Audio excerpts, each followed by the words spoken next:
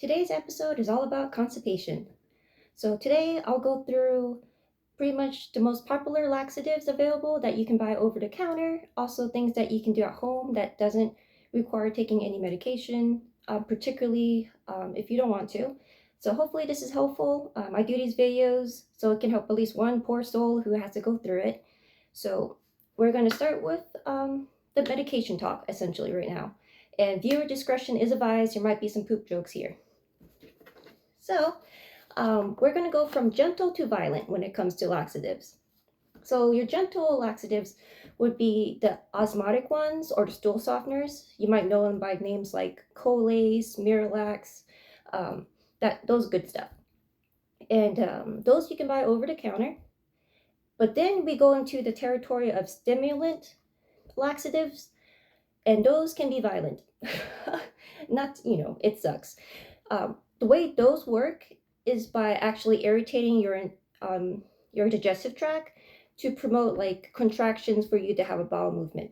So if possible, we want to kind of avoid the stimulant laxative if there's a lot more gentler options out there for you.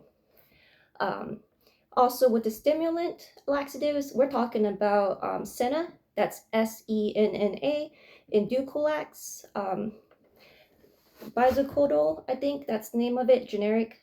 So those are your stimulant laxatives. They can be found pill form, tea-wise. It doesn't matter. Those are stimulant laxatives, so just know what you're getting into when you buy those. They're perfectly okay to take if your doctor advises, but it's always best to try something that's less drastic first, right? Something more gentle. I don't want you to have like cramping if you didn't even have to take it in the first place and something else would have worked. So also there's laxatives that are like bulk forming. Bulk forming means that it's pretty much adding volume to your poop, so it's easier for you to pass. That is Metamucil. Psyllium husk, so soluble fiber. So what that means is in the body is going to form like a little gel that's going to build up your poop, so it's easier to pass. This one's flavored. I don't really like the taste that much, so I mix it with like fruit juice or whatever else I have on hand. And you got to stir this because if you leave it sitting too long, it becomes like compact gel. That's kind of weird. You don't want to have it. So as soon as you mix it with your drink with this, drink it promptly, okay? So you're not going to be caught off guard. Also, like I said, there's Miralax. That one people recognize by like the purple bottle. That one's also a powder. It's tasteless, so you could use like a powdered sugar-free drink mix. You can put it with it, shake it up with water, bam, you're good. You can add it to like a smoothie or something, Same thing with the bulk forming. But Miralax is osmotic laxatives, and it's fairly safe to take. Just let your doctor know like what you're doing, and then they'll let you know pretty much how often is okay to take and things like that. But we're going through the more gentle stuff first that your doctor might recommend. So we talked about Miralax, we talked about Metamucil. Also, there's two more. You've got Colace, which is like a stool softener. So in case that might be helpful as well. Let's see. And I think I'm blanking on the other one. Let's see. I got my notes here. So, yep, we talked about Colace already. Good. I guess that's it. Also, in order for these some of these things to work, you need to be well hydrated.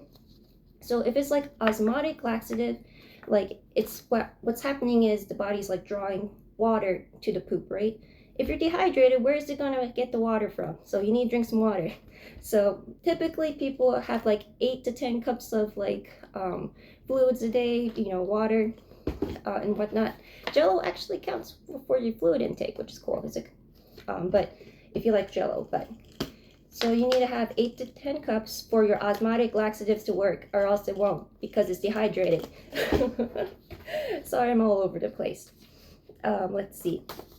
Now, when it comes to foods and stuff, for Rilla, they sell this like protein plus like pasta. This one is like the angel hair made that's like kind of mixed with like more whole grain. I like this one. The taste is like I don't notice any difference in taste. Plus I like it, and it has protein and it has extra fiber, right? Because it's like whole grain. And then you got fiber one. You eat 3 of these and you still don't poop. I can't help you. I'm kidding. But these will also be careful. Take one a day. Don't eat the whole box. I already told you. And we already talked about this guy here. So food-wise, there's a lot of places that add extra fiber and they're advertising on the box, like Raisin Bran, things like that. Great. Also, if you increase your soluble fiber intake, that's also going to lower your cholesterol level, so good for your heart. Also, stabilize blood sugar too. If you add more fiber to your diet, your blood sugar is less likely to spike during meals. Just saying, it can't hurt. And when you add in more fiber to your diet, kind of do like a gradual increase. Otherwise, you get a lot of gassiness, bloating, that kind of stuff. And also, with certain types of cancers too, let your doctor know like ask how much fiber is okay, or your dietitian at your cancer center, because some people might have to be actually on a low fiber diet for a particular reason. So, like I said, anything I say, check in with your doctor or your dietitian. Let's see, I'm just a random woman on the internet. So let's see. We talked about that. Okay, let's start talking about like actual like actions to take. So walking, that helps stimulate your bowels, especially like after anesthesia or whatnot, or just in general every day. Go for like a light walk. Every little bit counts. We're not looking for perfection. We're looking for progress, right? Day by day. And if you forget, to walk one day, okay, no biggie. Just do it the next day. And every little bit counts, like I said. Let's see. Oh, also, when you're on the toilet, don't strain. That might actually cause hemorrhoids. Yeah, and that kind of sucks. When you get hemorrhoids, they got hemorrhoid pads, witch hazel and stuff to like kind of disinfect the area and stuff. So let's avoid hemorrhoids in the first place. Which we come to this. So there are enemas and there's also suppositories. And you're going to be asking, you're going to stick what? Where? So this stuff right here, we've got glycerin suppositories, right? Let me see, show you what it looks like. It looks like little bullets. So this is what this looks like, right? Not scary at all, right? So this is made of glycerin. Glycerin is also found in a lot of like skincare products. So all this does is it's going to lubricate your poop so it slides out easier, so you don't have to strain as much. So glycerin suppository, super easy. Just like, stick it up your butt. You don't have to, it doesn't have to completely dissolve. It doesn't need to, but it will give you a bowel movement. You won't have to strain as much, so that's good. So this is if like all the stuff, other stuff you tried didn't work. Well, this is a good option, right? It's pretty easy to do. It can't hurt, right? If you're struggling with constipation, because if you're really constipated, sometimes that contributes to you feeling nauseous and stuff like that because your digestive tract is all being affected. So it's not a biggie. You got so many options out there. You'll find something that works. So we talked about that. Oh, actions. Walking.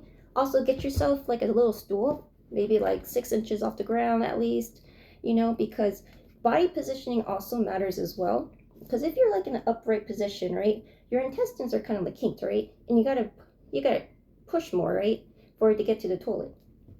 Now if you get yourself a squatty potty, which I own, right, 6 inches off the ground, this is about 6.5. It changes your body position so that the poops has like it's unkinked and going to be a straight shot to the toilet, if that makes sense. So the body positioning with using a low stool while you're on the toilet, that also reduces straining because then it's positioning your body so it's more of a straight shot to the toilet. So, I think that's pretty much it. I always like to look at my notes real quick just to make sure I covered everything. And I mean, when it comes to like changing your diet, it can be very overwhelming. But the thing is, focus on what you can add instead of like what you're missing out on. And that's going to help. And like I said, a little bit of progress is okay, and it all counts and it all adds up. And we're not looking for perfection. Every day, try something new. Increase your fiber gradually for less GI upset if you can. And talk to your dietitian. That's what they're there for. So hopefully that's less overwhelming. And if you're ADHD and you forget, set a reminder on your phone, to drink more water, and also easy swaps for increasing fiber in your diet. There's something called quinoa. That's Quinoa. It's a type of grain. If you're already like a big rice eater, all you gotta do is swap out your rice for quinoa. Quinoa cooks about the same amount as rice, so it's a very easy switch. But quinoa is like a complete protein, right? You need protein if you're going through a lot of treatment. On top of that, it's also high in fiber plus other nutrients, right? So that's a perfect swap. If you're usually eating like white rice or something like that, swap it for brown rice because it's higher in fiber, or for quinoa. Quinoa has that extra benefit of protein in it. So super easy. And you could sneak, dried fruit or oatmeal or nuts or seeds or flax seeds in your diet. Just think about it. If you already do like smoothies and stuff or baked goods, your kids won't notice.